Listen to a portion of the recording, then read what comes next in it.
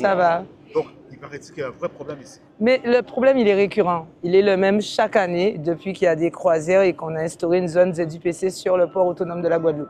Alors, je pense que les gens ne savent pas ce que c'est une zone ZUPC. Une zone ZUPC, c'est une zone unique de prise en charge qui autorise l'accès aux taxis à condition qu'ils utilisent le compteur kilométrique.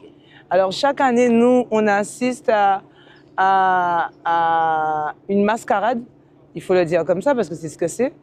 Parce qu'on nous demande une réservation préalable pour pouvoir accéder au port, en sachant qu'il n'y a pas de plateforme qui puisse te produire cette réservation, donc on n'a pas accès à cette clientèle. Et en même temps, on a une centaine de taxis sur un terminal de croisière qui travaillent en mode taxi et qui font du transport collectif de personnes. Alors nous, ça nous pose déjà problème sur les assurances, d'accord? Parce que transport particulier, transport collectif, c'est deux modalités différentes.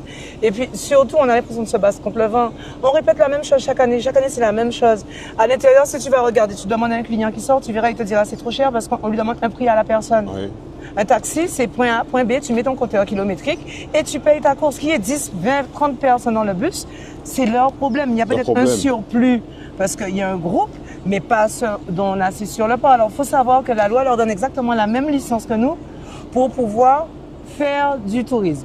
Mais là, s'ils rentrent sur le port avec cette licence, ils sont soumis à la même charge que nous, c'est-à-dire un billet collectif. Donc là, ils rentrent en tant que taxi et ils fonctionnent en tant que loti. Voilà. Donc nous, ça nous pose problème. Nous, on a l'impression de se battre contre le vent parce que tu n'es pas le premier média et je pense que tu ne seras pas le dernier. On répète la même chose chaque année. Il y a eu des actions intentées au tribunal. Le tribunal a débouté. Donc on se demande où est-ce qu'on va. Si être taxi, c'est transporter en collectif, qu'est-ce que c'est exactement? Parce que nous notre place, elle est où dans cette histoire-là? Notre chiffre d'affaires, on le fait à cette période. Le chiffre d'affaires de l'année. Alors moi, je suis sur Jarry quand il n'y a pas de bateau de croisière. Jarry, on survit, on ne vit pas. Notre chiffre d'affaires, c'est où on le fait. Nos entreprises sont en faillite. Parce que nous sommes en entreprise. À l'intérieur, ce sont des artisans. On a du mal à faire un bilan. Si tu t'approches pour voir ce qui se passe, c'est grave.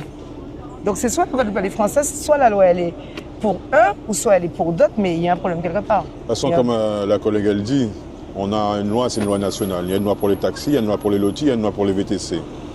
Et ça, par ma constatation, c'est pas respecté.